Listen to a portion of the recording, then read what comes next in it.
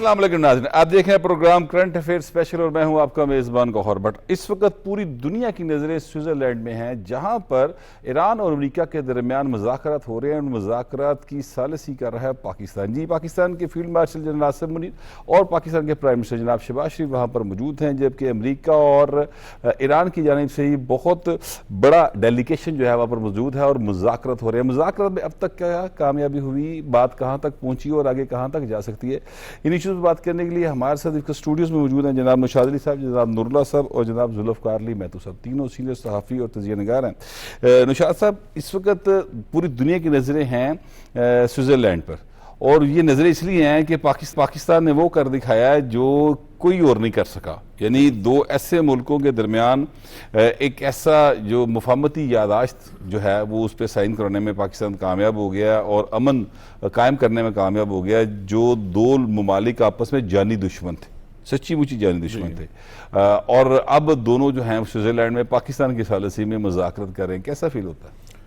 جی یقیناً فخر محسوس ہوتا ہے آپ کو جب آپ یہ دیکھتے ہیں سنتے ہیں، خاص طور پر جو ویژولز آج آپ کی نظر سے گزرے ہوں گے، جب جے ڈی وینس جو ہیں وہ بےتاب ہوں فیلڈ مارشل کو ملنے کے لیے اور وزیران سے مصافحہ کرتے وقت وہ کھلکھلا رہے ہوں اور بڑی برجستہ جملے کسے جا رہے ہوں، اور وہ کہہ رہے ہوں کہ جناب آئی لو پاکستان۔ ہاں جی، اور وہ اس کے علاوہ بھی انہوں نے کہا، انہوں نے تو ایک اپنی جو فیلڈ مارشل کے لیے الفاظ آج ادا کر دیے ہیں، وہ انہوں نے کہا کہ جب میں آیا تھا میں نے کہا تھا کہ میری زندگی میں دو شخص انتہائی اہم ہیں، ایک میری بیگم اور ایک فیلڈ مارشل صاحب، اور میں نے تو فیلڈ مارشل صاحب کے ساتھ اتنی گفتگو کی ہے کہ شاید میں نے پچھلے کافی عرصے سے کسی اور شخص کے ساتھ اتنی گفتگو ہی نہیں کی۔ تو اس سے انٹینسٹی کا بھی اندازہ ہوتا ہے، یہ اس گفتگو کا نتیجہ ہے۔ جی یقیناً ہم یہاں پر اور فیلڈ مارشل کا بہت اہم رول ہے اس میں۔ انہوں نے کہا کہ اسی وجہ سے ہم وہاں موجود ہیں۔ تو وزیر اعظم صاحب کی جو مدبرانہ قیادت ہے اس کے بارے میں انہوں نے الفاظ کہے ہیں۔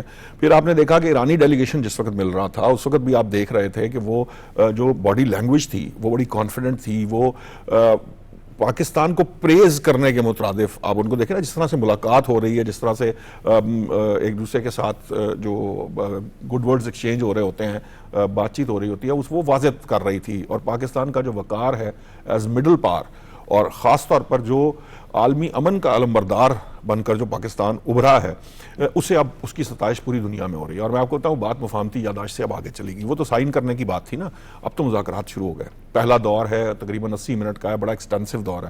اور آپ کو ایک دلچسپ بات بتاؤں کہ جے ڈی وینس جب گفتگو کر رہے تھے انہوں نے ایک بڑا باریک سی بات کی، انہوں نے کہا جی ہم نے پچھلے چند گھنٹوں میں بہت سارا سفر طے کیا ہے، بہت ساری باتیں اور بہت سے معاملات۔ اس کا مطلب یہ ہے کہ جو ٹیکنیکل مذاکرات ہیں وہ شروع ہو چکے ہوئے تھے، وہاں ٹیکنیکل ٹیمیں اپنا کام کر رہی ہیں کیونکہ انہوں نے آؤٹ پٹ دینی ہے اور پھر انہوں نے اس کے اوپر فائنل ڈیسیژنز کی طرف جانا ہے۔ سو وہاں مذاکرات اس وقت ایکسٹینسولی ہو رہے ہیں، اگرچہ کہ کچھ تعطل تھوڑا سا آیا ہے، چونکہ آپ کو پتا ہے امریکی صدر پوزیشن آف اسٹرینتھ سے بات کرنے کی کوشش کرتے ہیں، انہوں نے دھمکی دی، اگرچہ کہ جو ان کے ہیں یہ ایران کی پارلیمانی قومی جو سلامتی کمیشن کے ترجمان ہیں ابراہیم رضائی، انہوں نے جتنا جواب دے دیا تھا میرا خیال ہے وہ کافی تھا، لیکن پھر بھی اس کے باوجود جو ایرانی وہاں پر وفد ہے اس نے اپنا پروٹیسٹ ریکارڈ کرایا، اور ابھی دوسرا دور جو ہے وہ امید ہے انشاءاللہ جلد شروع ہو جائے گا، کیونکہ ایران بھی پوزیشن آف اسٹرینتھ سے بات کر رہا ہے۔ ایرانی بھی جو ہیں وہ یہ سمجھتے ہیں کہ ہم نے کسی صورت میں اپنی کوئی کمزوری، دیکھیے معاملہ یہ ہے کہ جب آپ صلح کی طرف جاتے ہیں تو صلح دو برابر کے لوگوں میں ہوتی ہے، یقیناً تو چیزیں جو ہیں وہ ذرا تھوڑی اس طرح سے بھی دیکھنے کی ضرورت ہے۔ اور پھر یہ بھی بات ذہن میں رکھنے کی ضرورت ہے نوشاد صاحب کہ یہ 50 سال کی تقریباً جو ہے وہ ایک دشمنی تھی جس کو ختم کرنے کی کوششیں کی جا رہی ہیں، اور ظاہر ہے کہ یہ ایک دم تو ہو رہی سکتی ہے، جادو کی چھڑی کوئی نہیں ہے۔ جے ڈی وینس صاحب کا جو اسٹیٹمنٹ ہے کہ ہم جو مشرق وسطیٰ کا جو مستقبل ہے وہ ہمیشہ کے لیے بدل سکتے ہیں، یعنی یہ ایک ایسے مذاکرات ہیں جس کے اندر صرف معاملہ ایران اور امریکہ کا نہیں ہے، اب معاملہ یہ ہے کہ ایران کے مشرق وسطیٰ کے ساتھ تعلقات، دیگر عرب ممالک کے ساتھ تعلقات، اسرائیل کے عرب ممالک کے ساتھ تعلقات، اسرائیل کے علاوہ امریکہ کے اور ویسٹ کے جو تعلقات ہیں ایران کے ساتھ اور دیگر عرب ممالک، یہ سارا کچھ سارے سسٹم میں طے ہونا ہے، کیونکہ دنیا نے جب آبنائے ہرمز بند کی گئی ہے تو دنیا کو پتہ چلا ہے کہ یہ واقعتاً توانائی کی شارگ ہے، اور اگر توانائی کی شارک ہے اور اس سے جو نقصان دنیا نے اٹھایا ہے وہ کوشش کریں گے کہ ایسے فارمولے کی طرف یا ایسے معاملے کی طرف جائیں جو دونوں طرف ون ون سچویشن کی علامت ہو, کیونکہ اگر وہ ہوگی تو ہی آئندہ یہ ایکسپلائٹ نہیں کیا جائے گا اس معاملے کو. اور آپ جانتے ہیں کہ ایران نے اپنا ہرمز بند کر کے, شاید وہ ایٹمی دھماکہ کرتے تو شاید اتنا وہ ان کے پاس اٹامک پاور ہوتی تو شاید اتنا معاملہ نہ ہوتا جتنا اس چیز نے پوری دنیا کو ڈسٹرب کر کے رکھ دیا تھا. سو معاملہ یہ ہے کہ برابری کی سطح پر بات ہو رہی ہے. اور ایک اور دلچسپ بات یہ ہے کہ پاکستان کو اس کی سمٹ کی جو وہاں اس وقت سمٹ ہو رہی ہے, اس کی سربراہی کی بھی آفر کی گئی ہے کہ آپ اس کی سربراہی کریں, کیونکہ قطر بھی اس کے اندر شامل ہو چکا. قطر کے وزیر اعظم بھی وہاں موجود ہیں, انہوں نے بھی شکریہ ادا کیا پاکستان کا.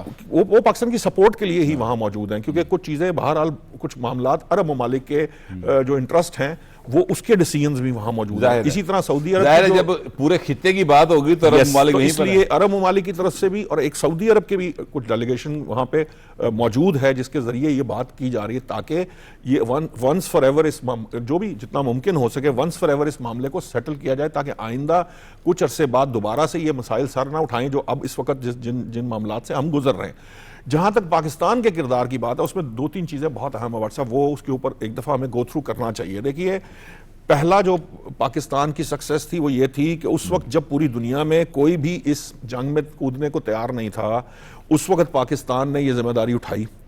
ریزن بھی یہ تھی کہ پاکستان واحد ملک تھا جو دونوں ممالک کا ایک تو اس پر اعتماد تھا, اور پھر پاکستان نے اس اعتماد کو بڑھایا ہے. یہ نہیں کہ وہ اس کے اندر کسی قسم کی کمی نہیں آنے دی. بڑا امپورٹنٹ ہوتا ہے کہ جب آپ, کیونکہ اس وقت تو ہم فیسیلیٹیٹر کی بات کر رہے ہیں, ہم فیسیلیٹیٹر ہیں, تو آپ نے ایران کو بھی کانفیڈنس دیا, آپ نے یو ایس کو بھی کانفیڈنس دیا, اور آپ نے وہ لیول آف میڈیشن دکھایا کہ انہوں نے آپ کو میڈیٹر تسلیم کر دیا خود سے. اب وہ سربراہی کی بات کر رہے ہیں کہ یعنی پاکستان کو سربراہی کی آفر کر رہے ہیں, تو اس کا مطلب یہ ہے کہ قطر بھی, سعودی عرب بھی, دیگر ممالک بھی جو اس میں جو سٹیک ہولڈرز ہیں یا جو اس سے جن کے ان سے مفادات وابستہ ہیں, وہ تمام لوگ پاکستان کی سربراہی پہ بھی وہ جو ہے نا متفق ہیں. تو اس سے یہ سمجھ میں آتی ہے کہ پاکستان نے جس ذمہ داری کا ثبوت دیا, جس لیڈرشپ کا ثبوت دیا, جس بردباری سے اس معاملے کو آگے بڑھایا, وہ نظر آتا ہے, وہ سامنے آتا ہے, وہ بتایا جاتا ہے. وہ جے ڈی وینس بار بار وہاں پر بتا بھی اس لیے رہے ہیں کہ دنیا کو یہ معلوم ہو کہ یہ جو کتنی پین سٹیکنگ جاب تھی یا کتنی محنت تھی جو فیلڈ مارشل. اچھا, میں آپ کی طرف دوبارہ واپس آتا ہوں. شاہ صاحب اس وقت حسین صاحب ہمارے ساتھ موجود ہیں, وہ ماہر ہیں بین الاقوامی امور کے. السلام علیکم سر. جی وعلیکم السلام. نذیر صاحب بہت شکریہ, آپ نے ہمارے لیے اپنا وقت نکالا. یہ بتائیے گا جو اس وقت مذاکرات ہو رہے ہیں سوئٹزرلینڈ میں, آپ ان کا مستقبل کیا دیکھ رہے ہیں؟ دیکھیں, اس وقت اگر کچھ اس میں مشکلات نظر آ رہی ہیں تو یہ قدرتی بات ہے. یہ اوپننگ فیز ہے ٹاکس کا, تو 30 ڈیز پہلی ڈیڈ لائن ہے اور 60 ڈیز دوسری ڈیڈ لائن ہے. تو امریکنز اس کے اوپر سنسیئر بھی ہیں اور سیریس بھی ہیں. دنیا بھی اس کے اوپر سنسیئر بھی ہے اور سنجیدہ بھی ہے. اس کے اوپر صرف ایک پلیئر ہے, آپ کو علم ہے, وہ اسرائیل, جو میرے خیال میں امریکہ سے بڑی قیمت وصول کرنا چاہ رہا ہے. تو اوور آل میری اپنی اسیسمنٹ یہ ہے, دیکھنے کے بعد پچھلی فیبروری سے جو کچھ ہو رہا ہے اور پچھلے سال جو کچھ ہوا, تو یہ جو مذاکرات ہیں یہ کامیاب ہو گئے انشاءاللہ, اور تھوڑا سا وقت ضرور لگے گا. آپ کو یاد ہوگا جب 2015 میں JCPOA اوباما کے دور میں طے ہوا تھا تو 19 مہینے لگے تھے اس کو نیگوشیٹ ہونے میں. آج تو ابھی دوسرا دن ہے یا تیسرا دن ہے, تو انشاءاللہ یہ مکمل ہوگا, کیونکہ ساری دنیا چاہ رہی ہے کہ یہ کامیاب ہو. سر, آپ کا مطالعہ بھی بہت ہے اور آپ کی بڑی گہری نظر ہے بین الاقوامی امور پر. یہ بتائیے گا کہ آپ کے علم میں کوئی ایسی بات ہو کہ جس طرح سے پاکستان نے یہ رول پلے کیا اور ثالثی کا کردار ادا کیا ہے, اور جو عزت پاکستان کو ملی ہے, اس سے پہلے دنیا میں کسی اور ملک کے حصے میں آئی ہو؟ میں تو یہ کہوں گا کہ کئی سینچری سے, صرف یہ نہیں ہے کہ تھوڑے. اچھا, ان کی لائن جو ہے نا ڈراپ ہو گئی. شاہ صاحب اپنی بات کمپلیٹ کیجئے گا, دوبارہ بات ان سے لائن ملتی ہے تو پھر ان کو لائن پہ لیں گے. تو میں یہ کہہ رہا تھا کہ بیسیکلی جو محنت کی گئی تھی وہ رنگ بھی لائی, اس کا پھل بھی ہمارے سامنے ہے اور وہ نظر آ رہا ہے. اب بہت سارے لوگ جو ہیں بہت سی گفتگو کرتے ہیں, جیسے یہ جو ابھی نذیر صاحب نے بات کی بڑی اہم ہے کہ ابھی تو سٹارٹ ہوا ہے، یعنی یہ اوپننگ فیز ہے، ابھی تو شروع ہوئی ہے گیم، ابھی سے جو نتائج کی طرف دیکھنا یا ابھی سے اس کے لیے کہ جی یہ تھوڑی بہت اوپر نیچے، یہ تو اتار چڑھاؤ آئیں گے. کوئی بھی جو مذاکرات ہیں، آپ نے پچھلے مذاکرات دیکھ لیجئے کہ اسلام آباد کے اندر جو مذاکرات ہوئے تھے اس کے بعد سے جو ایم او یو کی سائن ہونے، اس کے درمیان آپ نے ہر طرح کا اتار چڑھاؤ دیکھا ہے. اس کے دوران آپ نے حملے بھی دیکھے ہیں، اور جب حملے ہو رہے تھے اس وقت بھی کہا جا رہا تھا کہ امریکہ اور ایران کے جو ڈیلیگیشنز آپس میں بات چیت کہیں نہ کہیں بیک اینڈ کے اوپر ہو رہی تھی. کچھ تو جہازوں کی بھی بات کرتے ہیں کہ بحری جہازوں میں بھی گفتگو ہوئی، اور پتہ نہیں کہاں کہاں گفتگو ہوئی، جہاں جہاں ممکن تھی گفتگو کی گئی. بیک ڈور میں بہت سارے ممالک بھی اپنی ایفرٹس کر رہے تھے.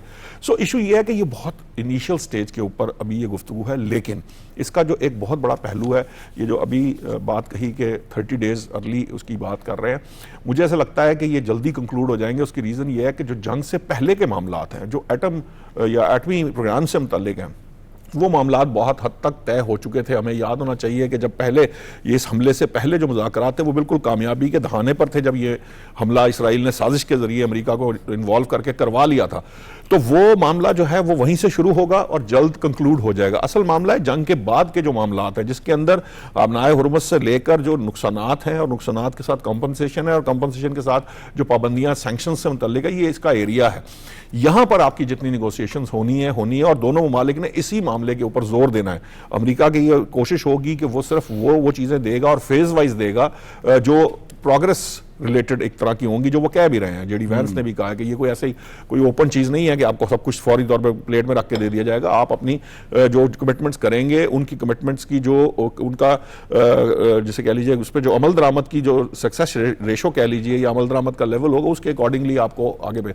سو الٹیمیٹلی یہ پروسیس چل پڑا ہے، اور یہ پروسیس بات چیت کی ٹیبل کے اوپر بات ہو رہی ہے. اصل معاملہ یہ تھا کہ آپ نے جو گولہ بارود کی زبان بولی جا رہی تھی، طاقت کی زبان بولی جا رہی تھی، آپ نے اس کو خاموش کرا دیا. وہ جب ہو جاتی ہے پھر بات چیت شروع ہوتی ہے، اور دنیا میں کوئی ایسی بات چیت نہیں ہے جو کہ آپ بیٹھیں اور وہ کہیں نہ کہیں حل نہ. اس میں تعطل آ سکتا ہے، اس میں کچھ وقت کے ٹائم لگ سکتا ہے، اس میں کچھ تھوڑی سی خامی خرابی آپ کو نظر آتی ہے پھر، لیکن الٹیمیٹلی وہ ریزیوم ہوتی ہے اور جو ہے وہ معاملہ آگے کی طرف بڑھتا ہے. اچھا، یہ نور اللہ صاحب کو بھی شامل کرتے ہیں اور پھر محتو صاحب کو بھی. نور اللہ صاحب، معاملہ یہ ہے کہ جے ڈی وینس صاحب یہ کہہ رہے ہیں کہ ہمیں صدر ٹرمپ نے ایک ایکر بھیجا ہے کہ ہم نئی شروعات کریں، اور یہ جو نئی شروعات ہے وہ ایرانی عوام سے اپنے تعلقات کو بہتر بنائیں. یہ انہوں نے کہا کہ نئی شروعات کی جائے گی. میں آپ سے ابھی یہ سوال دوبارہ کروں گا کیونکہ ابھی نذیر صاحب نے ہمیں دوبارہ جوائن کر لیا ہے. نذیر صاحب ویلکم بیک. میں آپ سے یہ پوچھ رہا تھا کہ آپ یہ بتائیے کہ آپ کے علم میں کوئی اور ایسا سفارتکاری کا کارنامہ ہو کسی اور ملک نے سر انجام دیا ہو جیسا کہ پاکستان نے دیا، اور دو ایسے ممالک کے درمیان صلح کروائی ہے جو کم و بیش نصف صدی سے ایک دوسرے کے جانی دشمن تھے؟ میں عرض کر رہا تھا کہ یہ تو پچھلی کئی صدیوں میں ایسا نہیں ہوا کہ کسی ایک ملک نے اور دو لیڈرز نے ان دو ملکوں کو ساتھ بٹھا دیا ہو جو پچھلے ہاف سینچری سے ایک دوسرے کی جان کے دشمن تھے، جو ایک دوسرے کے ملک کو تباہ کرنا چاہ رہے تھے. آپ کو یاد ہے پریزیڈنٹ ٹرمپ نے کہا تھا کہ میں اس سویلائزیشن کو تباہ کر دوں گا، اور پچھلے 50 سال سے ایرانی جو ہیں وہ مر کے امریکہ کی باتیں کر رہے تھے. تو یہ صرف بیٹھے نہیں آپس میں، انہوں نے ایگریمنٹ ایک نیگوشیٹ بھی کیا، سائن بھی کیا، اور آج ایک دوسرے کے سامنے بیٹھ کے مسکرا بھی رہے ہیں، اور یہ امید سے ہیں کہ ہم انشاءاللہ دنیا میں امن لے آئیں گے. چونکہ یہ جو کانفلکٹ تھا یہ تھرڈ ورلڈ وار میں کنورٹ ہو سکتا تھا، اور آج کل کی دور کی جو جنگیں ہیں اور جو ہتھیار ہیں ان کی جو لیتھیلٹی ہے وہ تو میرے خیال میں بیونڈ آدمی کی امیجنیشن کی ہے. تو کبھی بھی کئی صدیوں میں میرے خیال میں ایسا نہیں ہوا، اور پاکستان نے جو کچھ کیا ہے اس کا بھی کوئی مثال نہیں ملتی. اور میں عرض کر رہا تھا کہ ہمیں اپنے لیڈرز کو بھی، اپنی قوم کو بھی، اور اللہ تعالیٰ کو بھی شکر ادا کرنا چاہیے، اور سب کو مبارکباد دینی چاہیے کہ ہم آج انشاءاللہ ورلڈ اسٹیج کے اوپر کھڑے ہیں، اور دو ملکوں کے درمیان جنگ بھی رکوائی ہے اور تھرڈ ورلڈ وار بھی رکوائی ہے. یہ فرمائیے گا کہ اس خطے کے اندر جہاں پر یہ جنگ ہوئی یعنی مشرق وسطیٰ، وہاں پہ ایک ملک ایسا ہے جو فتنہ پھیلاتا ہے، جو کہ جس کا نام اسرائیل ہے. سر وہ ابھی بھی باز نہیں آ رہا، لبنان پر ابھی بھی حملے وغیرہ وہ کر رہا ہے، تو اس کا کیا فیوچر آپ دیکھتے ہیں؟ انشاءاللہ हेलो जी मेरा ख्याल है उन तक सर आपको आवाज आ रही है? जी आ रही है। जी मैं ये पूछ रहा था कि जो एक मुल्क वहां पर मौजूद है जिसका नाम इसराइल है और जो फितना फैलाता है मुसलसल, वो अभी भी लेबनान पर हमले कर रहा है, तो ये जब तक मौजूद है मसला तब तक कोई अमन मुस्तकिल तौर पे कायम हो सकेगा आपकी नजर में?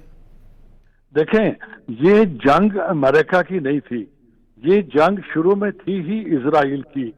इसी इजराइल ने 215 में जो प्रेसिडेंट ओबामा ने एग्रीमेंट किया था वो तोड़वाया प्रेसिडेंट ट्रंप से। तो ये जंग थी भी इन्हीं की, और ये वाहिद प्रेसिडेंट है पिछले मेरे ख्याल में कोई 40 सालों में जो इजराइल के हाथों बेवकूफ बने और अपनी इनोसेंस में या अपनी किसी और वजह से उन्होंने ये जंग छेड़ी। इजराइल का ऑब्जेक्टिव पूरा नहीं हुआ और इजराइल इस जंग को तूल देगा, क्योंकि नेतन्याहू का सर्वाइवल इसी में है कि जंग जारी रहे। और उनका जो मेजर सेंचुरी ओल्ड प्रोजेक्ट है और वो है ग्रेटर इजराइल का बनाना, नंबर 1। नंबर 2, उनका ये ऑब्जेक्टिव है जो 1996 में शुरू हुआ था। एक डॉक्यूमेंट बनाया गया था, उसका नाम था क्लीन ब्रेक। उसका मकसद ये था कि इजराइल की नेबरहुड में जो कंट्री उनको मुज़ाहमत कर सकते हैं उनको तबाह बर्बाद किया जाए। तो Sudan, Libya, Somalia, Syria, Iraq, Lebanon और अब बारी थी ईरान की, जो कि इस पोजीशन में है कि इजराइल को जैसे कहते हैं मुंह दे सके, और उन्होंने वाकई मुंह भी दिया है। लिहाजा इजराइल की जंग खत्म नहीं हुई और अब वो कोशिश करेगा कि किसी न किसी बहाने इस माहिदे को तोड़े और या अमेरिका को मजबूर करे कि अमेरिका पीछे हट जाए। ये सूरत हाल है। सर ये फरमाइएगा कि चूंकि पाकिस्तान को बहुत इज्जत मिल रही है, पूरी दुनिया पाकिस्तान के किरदार की तारीफ कर रही है, तो हमारा जो असली दुश्मन है भारत, उसका और इसराइल का आपस में बिल्कुल एक गाठजोड़ है। आपको पता होगा, आपको याद होगा, जंग शुरू करने से पहले जो इसराइली प्राइम मिनिस्टर हैं उनके साथ जाके मुलाकात की थी भारत के प्राइम मिनिस्टर नरेंद्र मोदी ने, और बड़ी आपस में उन्होंने जादू की जफ्फियां डाली थी और उसके अगले दिन ही इसराइल ने हमला कर दिया था। तो ये जो भारत का रोल है इस सारी केस में, उसको आप किस तरह से देखते हैं? देखें, इजराइल भारत को पाकिस्तान के against as a counter wait इस्तेमाल करेगा। और वो जंग जो पिछले साल मई में हुई थी वो भी इन अ वे इसी का हिस्सा थी कि पाकिस्तान को इंगेज कर लो ताकि पाकिस्तान किसी भी लिहाज से हिस्सा ना ले सके गल्फ रीजन में सिक्योरिटी प्रोवाइडर के तौर के ऊपर। और आइंदा भी ये हमें बिल्कुल गलतफहमी नहीं होना चाहिए कि नहीं करेंगे। ये इजराइल इस्तेमाल करेगा हिंदुस्तान को, वो जमीन इस्तेमाल करेगा अफगानिस्तान की, और आपके इल्म में है यूएई अब्राहम अकॉर्ड का हिस्सा भी है, और दुबई जो है वो गढ़ बन चुका है इजराइल की। ठीक हो गया sir, thank you so much, आपने अपना वक्त, कीमती वक्त। नूरुल्लाह साहब, मैं आपसे जो सवाल कर रहा था मैं थोड़ा सा उसको रीफ्रेज कर दूं। प्रेसिडेंट ट्रंप ने ये कहा है जेडी वैंस साहब के मुताबिक कि हमें नई शुरुआत करनी है और ईरानी अवाम से अपने ताल्लुकात बेहतर बनाने हैं, हमें ये उन्होंने कह कर भेजा है, जेडी वैंस साहब कह रहे हैं। दूसरी साइड पे जो लेबनान है, जो कि ज़ाहिर है एक मुफाहमती यादाश्त साइन हुई है, उसमें उनका भी एक तज़किरा है कि वहाँ पर भी हर तरफ अमन होगा।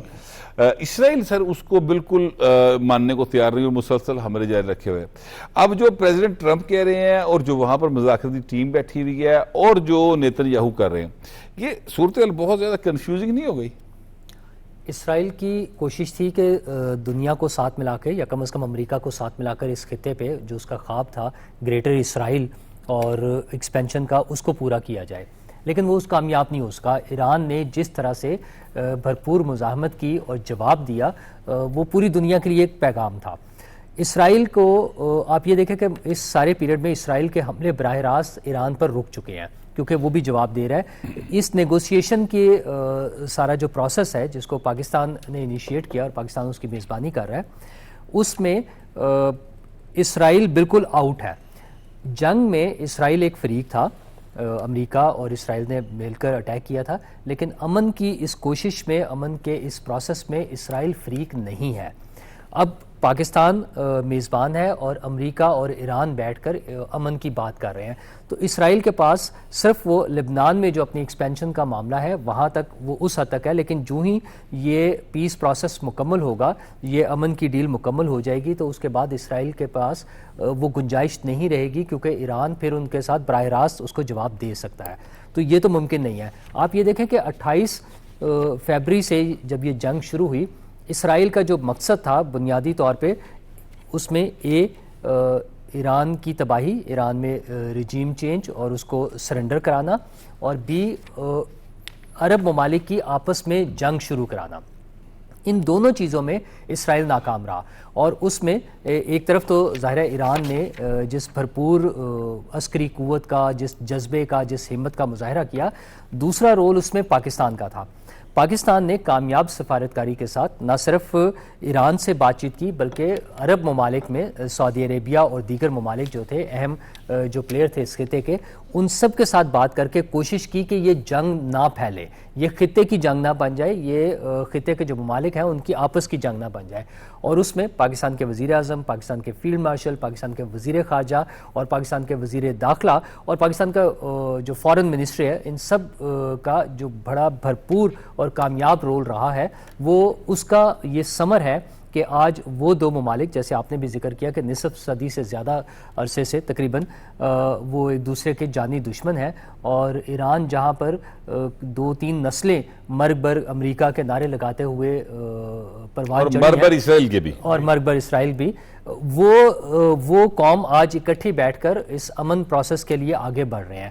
اور یہ سارا کریڈٹ جو ہے پاکستان کو جاتا ہے, پاکستان کی قیادت کو جاتا ہے کہ ایک دنیا کی سپر پاور, جو دنیا کی سب سے بڑی military power with nuclear weapons, اور دوسری طرف اسرائیل جس کے پاس بھی نیوکلیئر ویپن تھے, ان کے حملے کے بعد وہ جو ایک مکمل تباہی کی صورت تھی جس میں تہذیبوں کو مٹانے کی بات ہو رہی تھی, اس جنگ کو روکنے کے لیے وہ کردار جو دنیا کے بڑے ادارے, یعنی بلکہ سب سے بڑے ادارے اقوام متحدہ کا کردار تھا, جو یو این کی سیکیورٹی کونسل کا کردار تھا, وہ تنہا پاکستان نے ایک ملک کے طور پہ ادا کیا.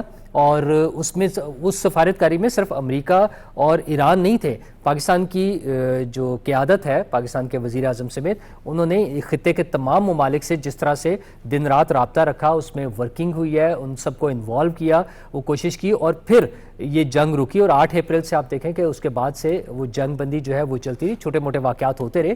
ابھی بھی جس طرح آج 80 منٹس کا ایک پہلا کامیاب سیشن ہوا بھرپور, اور اس کے بعد اگر یہ بات ہو رہی ہے کہ تعطل کوئی آ سکتا ہے, تو یہ ممکن ہے.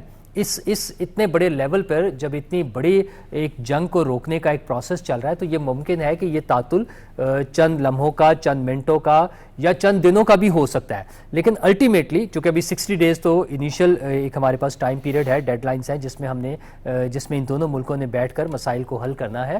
اگر یہ کچھ دن کا تعطل بھی آ جاتا ہے, تب بھی آپ یہ دیکھیں کہ ان حالات میں جب لگتا تھا کہ جنگ فوراً شروع ہونے والی ہے, وہ بوم بلکہ نیوکلیئر ویپنز تک کا خطرہ تھا, اس وقت بھی جب پاکستان کی قیادت بڑا پرعزم تھی کہ نہیں, ہم اس کو روکنے کے لیے کوشش کر رہے ہیں, ہم کام کر رہے ہیں, اور وہ ان کا کام کامیاب ہوا ہے, وہ ہمیں نظر آیا ہے. تو اب بھی میرا خیال میں اس قسم کے معاملات جو ہیں یہ وقتی تعطل فوری طور پہ جو ہے مسئلے حل نہیں ہوتے, یہ ٹائم لے گا, مگر فائنلی آپ کا خیال ہے مسئلہ حل ہوگا. فائنلی ڈیفینیٹلی پاکستان کی جو ایفرٹس ہیں, تو محتوب صاحب یہ اس بات کے اوپر تقریباً اب تک اتفاق رائے ہو چکا ہے کہ یہ مسئلہ بہرحال حل ہو جائے گا, جو بھی گفتگو وہاں پہ چل رہی ہے. لیکن یہ بات یہاں پر میں آپ کے ساتھ ڈسکس کرنا چاہتا ہوں, بلکہ میں چاہتا ہوں یہ ہمارے ناظرین کو پتہ چلے, پوری دنیا جانے اسرائیل کا جو اتنا گھناؤنا چہرہ ہے وہ بے نقاب ہونا بہت ضروری ہے. جنگ شروع ہوئی ہے سر یہ 28 فروری کو, اور 28 فروری سے لے کر اب تک 4106 لبنانی شہید کر چکا ہے اسرائیل. یہ سر اس کا کردار ہے, یہ اتنا گھناؤنا کردار ہے ان کا. اور ان جن کو شہید کیا گیا سر اس میں 383 بچے اور 135 جو ہیں وہ طبی عملہ جو ہے نا وہ بھی شامل ہیں. انہوں نے جو وہاں کے ہاسپٹلز ہیں ان کے اوپر بھی باقاعدہ بمباری کی ہے. یہ ان کی صورتحال ہے. تو جو شخص وہاں کا وزیر اعظم ہے اور جو ملک اتنا زیادہ وحشیانہ کردار رکھتا ہے, اس کے ہوتے ہوئے مکمل طور پہ اس خطے میں امن آنا ذرا کافی مشکل معاملہ نہیں لگتا؟ جی شکریہ بٹ صاحب. آج جو سوئٹزرلینڈ میں مذاکرات ہو رہے ہیں، ایک تو میں یعنی بالکل اپنے دل سے آپ کو کہہ رہا ہوں کہ پاکستان کے فیلڈ مارشل اور پرائم منسٹر شہباز شریف کی جس طرح سے پذیرائی وہاں پہ ہوئی ہے وہ ان دونوں شخصیات کی نہیں ہے، یہ پورے پاکستان کی ہے. اور پاکستان ڈپلومیٹکلی یعنی اتنا اونچا اس وقت جو ہے وہ نظر آ رہا ہے دنیا میں کہ میرے جیسے ایک عام پاکستانی کو اس پہ پورا فخر ہے. جہاں تک بات آپ نے کہ اسرائیل کی، تو اسرائیل کے جو اقوام متحدہ کے خصوصی تھے ایلچی سیکرٹری جنرل کے ٹام فلیشر، اس نے 4 دن پہلے یونائٹڈ نیشن کی سیکورٹی کونسل میں ایک رپورٹ پیش کی ہے. اس نے کہا کہ اسرائیل نے جس طرح سے وہاں انسانی المیہ کریٹ کیا ہے غزہ میں اور لیبنان میں، اس کو ہم اقوام متحدہ جو ہے وہ اس کو قابو پانے میں ناکام رہا ہے. 25% ہمیں ایکسیس دی جاتی ہے جو ہم وہاں پہ ایک ایڈ دینا چاہتے ہیں، انسانوں کو کھانے کی اشیاء دینا چاہتے ہیں، ادویات دینا چاہتے ہیں، وہ ہمیں روکتے ہیں. تو وہاں پہ INGO انٹرنیشنل NGOs ہیں، ان کا داخلہ اسرائیل نے بند کیا ہوا ہے. تو یہ آپ ایک یونائٹڈ نیشن کی رپورٹ کی میں بات کر رہا ہوں. دوسری بات یہ ہے کہ اس وقت جو مذاکرات ہو رہے ہیں، دیکھیں جو ہے وہ کالیباف وہاں پہ موجود ہیں، اراکچی موجود ہیں، اس طرف سے جو ہے وہ JD وینس موجود ہیں، اور پاکستان کے فیلڈ مارشل پرائم منسٹر موجود ہیں اور وزیر داخلہ موجود ہیں. اس پہ اوپر سب سے بڑی ذمہ داری JD وینس پہ جو امریکی میڈیا کہہ رہا ہے وہ یہ ہے کہ وہ پولیٹیکلی اس معاملے کو یہاں سے حل کرنا چاہتے ہیں. اب یہ جو اتنی بڑی قیادت تینوں ملکوں کی وہاں پہنچی ہے، اور دوسرا چوتھا یہ ہے کہ قطری پرائم منسٹر التھانی جو ہیں وہ اکیلے نہیں ہیں، وہ وہاں پہ پورے گلف کی نمائندگی کر رہے ہیں، سعودی عربیہ کی، UAE کی، عمان کی، اور سبھی کی. اب سارے معاملے یہاں پہ طے ہونے ہیں. تو یہ اس طرح سے تھوڑی ہے کہ یہ ساری قیادت جو ہے وہ اچانک منہ اٹھا کے وہاں چلی گئی، ایسا نہیں ہے. یہ سارا جو بیک ڈور چینل چل رہا ہوتا ہے، ڈپلومیسی چل رہی ہوتی ہے، وہاں چیزیں پوری کی طے ہوئی ہوتی ہیں. سب سے بڑی باتیں جو آپ نے اگر نوٹ کیا ہو واٹس ایپ پہ کہ یہ جو 14 نکاتی MOU ہے جس کو اسلام آباد MOU کہتے ہیں، اس کے اندر ایرانی جو وزارت خارجہ ہے یا جو ان کی لیڈرشپ ہے وہ یہ کہہ رہی تھی کہ 1، 4، 5 اور 10 اور 11 جو نکات ہیں اس معاہدے کے MOU کے، اس کو ہم چاہتے ہیں پہلے ریزالو ہو، پھر ٹیکنیکل مذاکرات کی طرف جائیں. اچھا، اس کے اندر جو معاہدہ کے جو میں نے آپ کو عرض کیا نا کہ 4 اور 5 ہیں، وہ تو یہ تھے کہ ایران جو ہے وہ وہاں سے برودی سرنگیں کلیئر کرے گا اور خلیج عمان سے خلیج فارس تک کا علاقہ کلیئر کر کے وہ اس کو اسٹریٹ آف ہرموز کو کھول دے گا، اور اس کے جواب میں امریکہ جو ہے وہ وہاں سے جو ہے نا شک 4 کے تحت وہاں کی ناکہ بندی اٹھا لے گا. لیکن جو اس معاہدے کی پہلی شک تھی وہ ہے لیبنان کے اندر اس کی پوری خود مختاری اور سالمیت کی بحالی، جی سر، جس کے اوپر پریزیڈنٹ ٹرمپ نے بھی دستخط کیے ہیں اور مسعود پزشکیان کے اور پرائم منسٹر پاکستان کے دستخط ہیں. اب یہ پہلی شک ہی وائلیٹ ہوئی ہے اسرائیل کی جانب سے. اب اسرائیل دیکھیے کہ اس نے پہلے ایک بفر زون کریٹ کیا لیبنان کے اندر. اس نے کہا لطانی ریور کے جو ہے وہ اس کنارے تک میں جاؤں گا اور وہاں بفر زون کریٹ کر کے میں لبنان کی حزب اللہ کو اندر نہیں آنے دوں گا. پھر اس نے لطانی ریور کراس کر لیا، اور اس وقت بٹ صاحب آپ حیران ہوں گے کہ جو اس کا زیر تسلط علاقہ لبنان کا ابھی اس جنگ کے بعد کا ہے وہ سنگاپور کے برابر ہے، سنگاپور ملک کے برابر ہے. تو یہ اس قسم کی معاملات جو ہیں، جو حرکت ہے، وہ صرف اور صرف یہ ہے کہ اکتوبر میں نتن یاہو کا الیکشن ہے، اور اس کے اندر اس نے پورے اسرائیل کی عوام کو یہ بتایا ہوا ہے کہ ہم ایران کو ختم کر دیں گے، ملیہ میٹ کر دیں گے اور ہمیشہ کے لیے یہ خطرہ ہی مٹا دیں گے. وہ اس سے کچھ نہیں ہوا. اور اس سے بھی پہلے جب پریزیڈنٹ ٹرمپ کو انہوں نے بریفنگ دی جا کے موساد نے اور نتن یاہو نے کہ 3 ہفتے کی کھیل ہے، 3 ہفتے کی جنگ ہے، اس کے بعد مٹا دیں. آپ کی بات کو میں تھوڑا سا آگے بڑھاؤں. معاملہ کچھ یوں ہے کہ جنگ شروع ہونے سے پہلے خطے کے اندر جو ہے وہاں پر اسرائیل جو ہے نا اس کا ایک دبدبہ تھا، ایک خوف تھا. جنگ شروع ہوئی، ایران نے اسرائیل کے ساتھ جو کیا اس کی وہ کوئی بھی ایکسپیکٹ نہیں کر رہا تھا کہ ایران اس طرح سے کرے گا. اب جنگ ختم ہو گئی، اب مذاکرات ہوئے، دنیا کی سپر پاور ایران کے ساتھ اپنے معاہدہ کر گئی اور سکون ہو گیا. اب اسرائیل کا تو بچے کچھ نہیں. اس کا جو ایک دبدبہ تھا کجا یہ کہ وہ نعرہ لگا رہا تھا کہ ہم اسرائیل کو ایران کو ختم کر دیں گے. ان کے پاس تو منہ دکھانے کے قابل نہیں رہے. وہ نہیں، یہ بات دیکھیں درست ہے. یہ اسرائیل اصل میں junior partner of United States رہا ہے پچھلے آپ دیکھ لیں 50 سال میں. لیکن ابھی جو حالات ہیں وہ اس میں اگر آپ دیکھیں تو آج بھی پریزیڈنٹ ٹرمپ نے اس حوالے سے جو لبنان میں وہ مسلسل کر رہے اس پر شدید رد عمل دیا ہوا ہے. بہت رد عمل ہے. وہ اب اصل میں جو ہے دیکھیں پریزیڈنٹ ٹرمپ کی عزت داؤ پہ لگی ہوئی ہے. پورے یونائٹڈ اسٹیٹس کا وقار جو ہے نا اس ایم او یو کے اندر دستخط ہے اس کے, اور وہ اگر مانے نا تو پھر وہ کدھر کھڑے ہوں گے. یعنی دنیا کی ایک سپر پاور ہے تو ان کو اپنی عزت بھی تو پیاری ہے نا بٹ صاحب, تو اس کو انہوں نے اس کو بھی بچانا ہے. اور میرے خیال میں یہ ایک راؤنڈ جو اگلا ہوگا وہ اسرائیل کو فائنل وارننگ. اب اسرائیل کی سچویشن میں آپ کو بتاؤں, اکنامکلی جو ہے نا سب سے بڑا پارٹنر ہے امریکہ کا یہ تجارت کے حوالے سے, اور اس کو بڑی تھوڑی سی اسلحے کی ایڈ آتی ہے. وہ $3.8 بلین کی ایک معاہدہ ہے 10 سال کا جو 2028 تک ہے امریکہ کے ساتھ. لیکن یہ جو $3.8 ارب کا اسلحہ ہے نا, یہ وہ اسلحہ ہے جو اس کو لیتھل کہتے ہیں, جو امریکی اسلحہ ہے وہ ہر جنگ میں اسرائیل استعمال کرتا ہے. اگر امریکہ نے ذرا سا بھی یہ دھمکی دی نا کہ ہم یہ بند کر رہے ہیں تو اسرائیل کی جان نکل جائے گی. اور اسرائیل امریکہ کے بغیر 5 گھنٹے سروائیول ممکن نہیں, 5 گھنٹے نہیں نکال سکتا. اچھا اب یہ بات آگے اگلی بات جو آج انہوں نے پریزیڈنٹ ٹرمپ نے اپنے ٹویٹ میں کی ہے نا, اس نے کہا کہ میں حزب اللہ کی فائل جو ہے وہ جو ہے نا احمد الشراء کے حوالے کرنے لگا ہوں, شام کے حوالے کرنے لگا ہوں. اب یہ اس کا مطلب کیا ہے؟ یہ ایک بڑی لیٹسٹ ڈیولپمنٹ ہے, اس کو ذکر کرنا چاہیے, اس کی بات ہونی چاہیے. وہ یہ ہے کہ اسرائیل حزب اللہ کے اوپر جس طرح ظلم کر رہا ہے نا, ایران اس کو ڈپلومیسی کے لحاظ سے یا اس کو جس طرح سے مدد کر سکتا تھا پہلے, اب وہ اس طرح سے نہیں کر سکتا. تو انہوں نے کہا کہ اس کے اندر احمد الشراء کو کہتے ہیں کہ تم بیچ میں آؤ اور اس کو پھر اسرائیل کو نمٹو. تو میں سمجھتا ہوں یہ بڑی پازیٹیو ڈیولپمنٹ آ رہی ہے وہاں پہ. اور دوسرا یہ ہے کہ اسرائیل کو قابو کرنا بڑا ضروری ہے. اگر یہ نہیں آتا, اور پاکستان چونکہ بیچ میں ہے, دیکھیں پاکستان اسلامی دنیا کی واحد سپر پاور ہے, ایٹامک پاور ہے, اور پاکستان کے پاس اسٹریٹجیکلی جس طرح کی فوج ہے, جس طرح کا برین ہے پاکستان کے پاس, وہ اسرائیل کو پتہ ہے اور یونائٹڈ اسٹیٹس کو بھی پتہ ہے. لیکن پاکستان نے ایک رول یہ پلے کرنا ہے کہ اس خطے کے اندر تمام خلیجی ممالک, ایران اور امریکہ کے درمیان ایک نیا ماحول پیدا کرنا ہے, ایک ایسا تعلق پیدا کرنا ہے جو کبھی ملنا نہیں. مثلا جے ڈی وینس نے آج یہ بھی کہا کہ جی میں پچھلے یعنی 1979 کے بعد پریزیڈنٹ لیول کے یہ دوسرا موقع ہے. ایک اسلام آباد میں ہوا, آپ کو یاد ہے اپریل میں جے ڈی وینس آئے, اور دوسرا وائس پریزیڈنٹ لیول کی ٹاکس اب وہ آئے ہیں. تو کہتے ہیں یہ کوئی چھوٹی بات نہیں ہے. اور میرے پاس پریزیڈنٹ ٹرمپ نے کہا ہے کہ ایران کے ساتھ نیا تعلق قائم کرو. نئے تعلق قائم کرنے کا مطلب نئی شروعات کرنی, نئی شروعات نہیں, کہ نیا پیج لے آؤ. نیا پیج کا مطلب ہے کہ اسرائیل کی ساری نفی. اور اگر یہ آگے بڑھتے ہیں, بڑھنے ہی بڑھنے ہیں. یہ بالکل میرے ساتھی ٹھیک کہہ رہے تھے کہ اتنے بڑے لوگوں کا وہاں آنا یہ کوئی ایسی بات نہیں ہے, ساری چیزیں طے ہیں. ابھی میں سمجھتا ہوں لوگ سمجھ رہے ہیں کہ ٹیکنیکل مذاکرات ہو رہے ہیں. ٹیکنیکل مذاکرات تو ہونے ہیں بٹ صاحب نیوکلیر پہ اور ایران کے اوپر جو بہت لانگ ٹرم پابندیاں لگی ان پہ. یہ 2 پوائنٹس ہیں لانگ ٹرم کے ٹیکنیکل معاملات کے. اور اس کے اندر جو پوائنٹ 10 ہے نا اس 14 نکاتی معاہدے کا, وہ 10واں نقطہ یہ ہے کہ امریکہ کا جو محکمہ خزانہ ٹریجری ڈپارٹمنٹ ہے وہ ایرانی کمپنیوں سے ڈیل کرنے والے جتنی بھی کمپنیاں ہوں گی وہ ان کو ایک این او سی جاری کرے گا, ان کو انشورنس کی اجازت دے گا, ان کو ان کے اکاؤنٹس کو کھولے گا اور ایرانی بینکوں کے اکاؤنٹ وہاں پہ کھلیں گے. اور اس کے مقابلے میں جو شک 10 ہے اس کے جواب میں وہ اگلا جو فیز میں کہہ رہا تھا اس میں یہ ہے کہ ایران کے جو فروزن ایسٹس ہیں وہ ان میں سے انفریز ہوں گے $25 بلین دنیا کے مختلف ملکوں میں جو پڑے ہوئے ہیں. تو یہ معاملہ اب آگے چلے گا.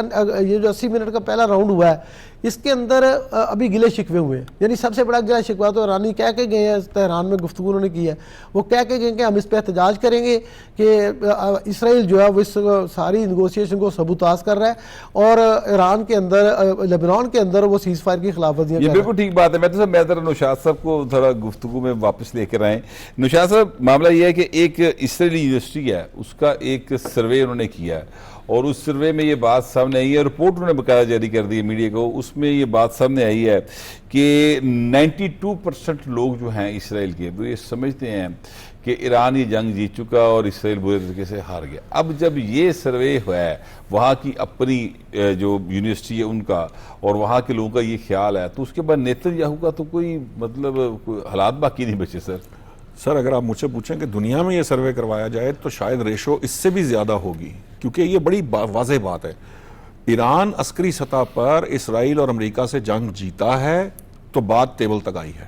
ورنہ تو آپ کے سامنے وینزویلا میں جو ہوا، اور اگر افغانستان بن جاتا تو کوئی مذاکرات تو ہونے ہی نہیں تھے. مذاکرات تو ہوئے اسی بنیاد پر ہیں کہ ایران نے ریزسٹنس شو کی ہے، اپنی سروائیول کو یقینی ایک قوم بن بنایا. گئی سر پوری وہ. ہاں جی، سروائیول کو یقینی بنایا، اور نہ صرف یقینی بنایا، اور یقینی کس کے خلاف بنایا؟ یہ کوئی عراق کے خلاف جنگ نہیں تھی یا کسی ملک کے خلاف نہیں، ایک سپر پاور اس پر حملہ آور تھی. تو نہیں اس کو سر، ریزسٹ کرنا. دیکھیے 2 ایٹامک پاور اس ہاں کے جی، اوپر حملہ آور. وہ دوسری کی بات بتا رہا ہوں. اب دوسرے کا معاملہ، جو دوسرے کا معاملہ نا سر، وہ ہے جھوٹ پر مبنی.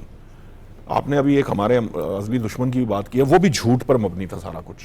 اس کا پروپیگنڈا، اس کی بات چیت، اس کا یہ سارا بیسکلی ماڈس آپرینڈی ان دونوں کا ایک ہے. آج ایک کلپ دیکھ رہا تھا، آپ نے ازلی دشمن کی طرف بات کی تو میرا ذہن میں وہ آ گیا، جو وہاں پر ان کا جو گودی میڈیا ہے، جو اس کے سینے پہ سانپ لوٹ رہے ہیں نا سر اس وقت، جس طرح وہ تڑپ رہے ہیں. آپ ایکسپریشن کو نا ذرا اور سخت کر کے دیکھیں. یہ سینے پہ سانپ لوٹنے والا جو ایلیمنٹ ہے وہ اس سے کہیں آگے جا چکے ہیں. یہ جھاگ اڑانے، منہ سے جھاگ اڑانے والی حالت ہے ان کی. وہ جو بات کرتے ہیں، آپ دیکھیے کوئی لاجک نہیں ہوتی بات کے پیچھے، وہ کس قسم کی گفتگو کر رہے ہیں. اور اگر کوئی شخص ان کے ہاں سین وائس کوئی سامنے آ جائے، وہ اس کو بائیکاٹ کر دیتے ہیں، اس کو جھاڑنا شروع کر دیتے ہیں، اس سے لڑائی شروع کر دیتے ہیں. اینکر پلس گیسٹ سارے اکٹھے ہو کر اس پر پل پڑتے ہیں. تو معاملہ یہ ہے، میں جو بات اصل میں جہاں جس پرسپیکٹو میں دیکھیں، یہ جو جھوٹ ہوتا ہے نا، جھوٹ کے پاؤں نہیں ہوتے.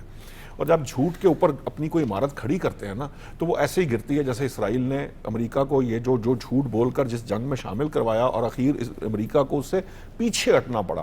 اور آج جو بات، چاہے ان کے کتنے ہی تعلقات کیوں نہ ہوں، میں تو یہ بھی کہنے، اگر آپ سمجھیں اس بات کو سمجھ سکیں کہ آپٹکس کے لیے ہی اگر امریکہ کو کرنا پڑ رہا ہے، تب بھی یہ بہت بڑی بات ہے کہ ایران کی وجہ سے انہیں آپٹکس یہ ٹھیک کرنے پڑ رہے ہیں اسرائیل کی معاملے کے اندر، اور انہیں جھاڑنا پڑ رہا ہے نیتن یاہو کو، اور انہیں روکنا پڑ رہا ہے، اور انہیں پہ سختی کرنی پڑ رہی ہے، ان کی سرزنش کرنی پڑ رہی ہے. ریزن بیکاز کہ وہ اس کے ہاتھ کبھی رکے نہیں تھے. غزہ کے وقت میں ہم نے دیکھا تھا، یہ جو آپ کی پاکستان ہو، مسلم ممالک ہوں، دنیا کے ممالک ہوں، جنوبی افریقہ ہو جو ان کے خلاف ICJ میں کیس لے گیا، وہ کسی کی بات سننے کو تیار نہیں تھا.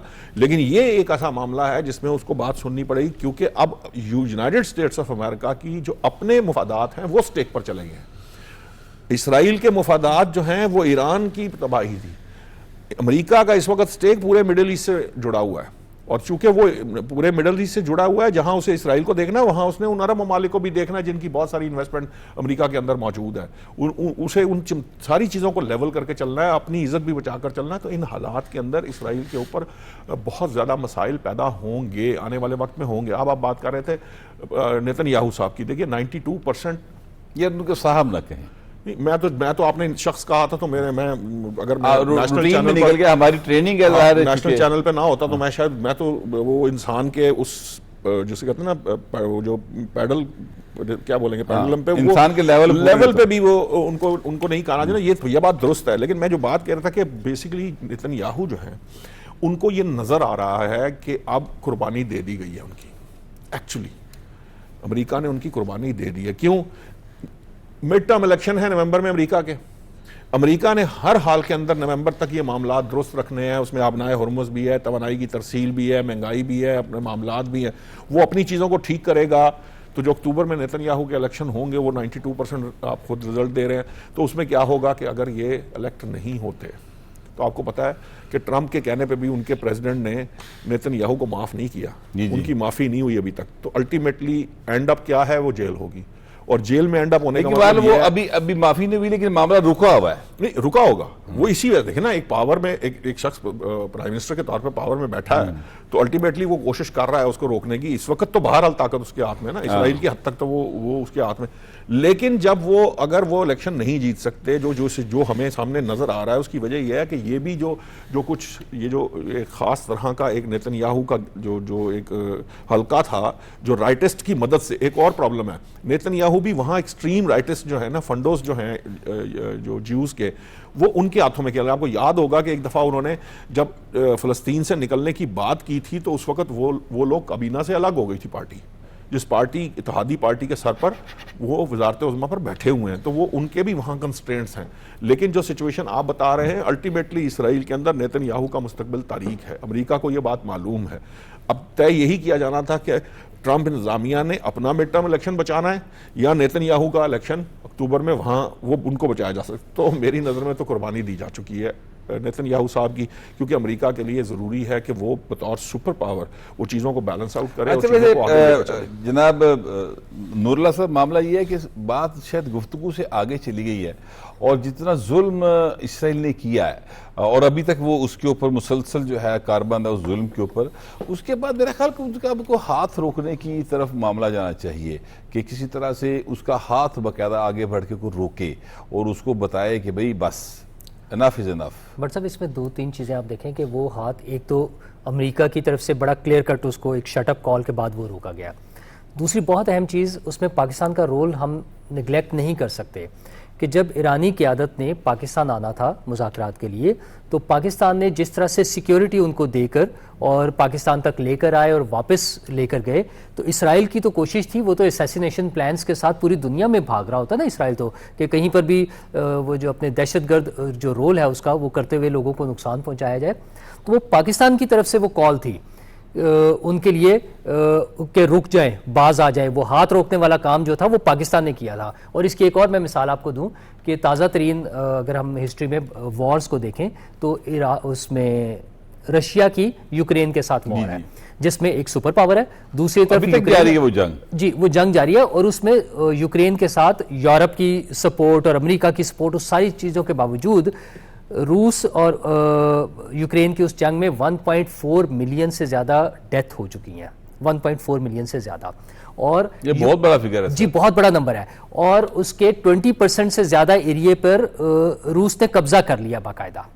اب دوسری طرف آئیں آپ, اس جنگ میں ویسے تو اللہ تعالیٰ معاف کرے کہ ایک بھی جان کا ضیاع جو ہے وہ نہیں ہونا چاہیے, لیکن یہ پاکستان کی سفارتکاری, پاکستان کی کامیاب ڈپلومیسی اور پاکستان کی انوالومنٹ تھی کہ یہ جنگ رک گئی 8 اپریل سے, جس طرح سے یہ جنگ رکی ہوئی ہے. اور اسرائیل کو جس طرح سے وہ جو آپ نے ہاتھ روکنے والی بات کی ہے وہ پاکستان نے روکا اس کا ہاتھ وہاں پر جب وہ ایرانی قیادت کو ٹریول کرایا گیا. اور ابھی بھی ایرانی قیادت اسی لیے کانفیڈنٹ ہے پاکستان کے رول پر, اور وہ پاکستان بھی آنا چاہتے تھے. اور دوسری اس میں اہم چیز یہ ہے کہ یہ نیو ورلڈ آرڈر ہے.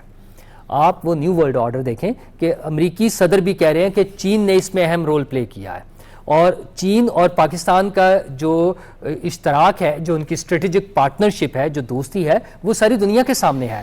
تو پاکستان نے جو رول پلے کیا ہے اس میں چین کی بیکنگ بھی تھی.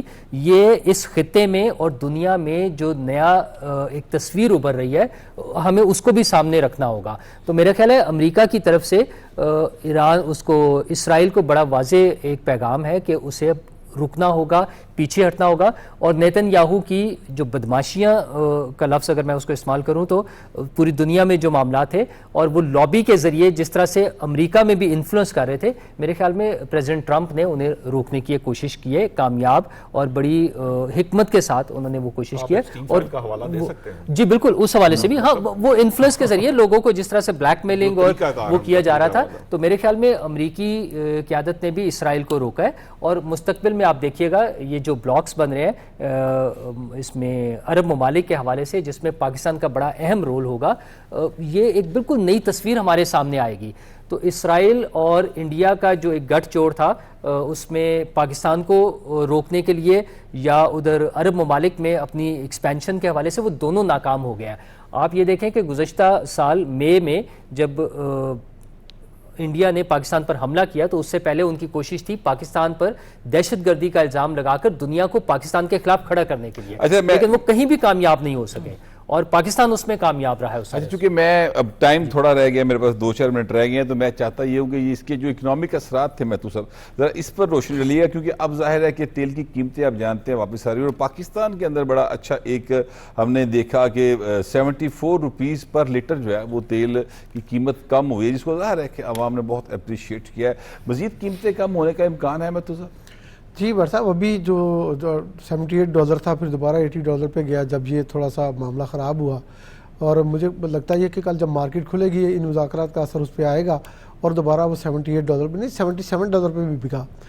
تو مزید اس میں گنجائش تو ہے نا. آپ دیکھیں کہ جب جنگ لگی تو $70 تھا ریٹ, تو $70 سے $120 تک گیا. تو اس وقت پاکستان کے اندر $260 اگر کا لیٹر جو ہے وہ چل رہا تھا, 260 266. تو وہ اس پہ پر واپس آنا ہی آنا ہے. یہ ساری چیزیں انشاءاللہ تو تعالی external- مزید بہتری آئے گی. ہمارا پروگرام کا وقت اب ختم ہو گیا. یہ ہمارا آج کا اسپیشل ٹرانسمیشن تھی. اپنا فیڈ بیک ضرور دیجیے گا. آپ سے ملاقات ہوگی کل. اللہ نگہبان.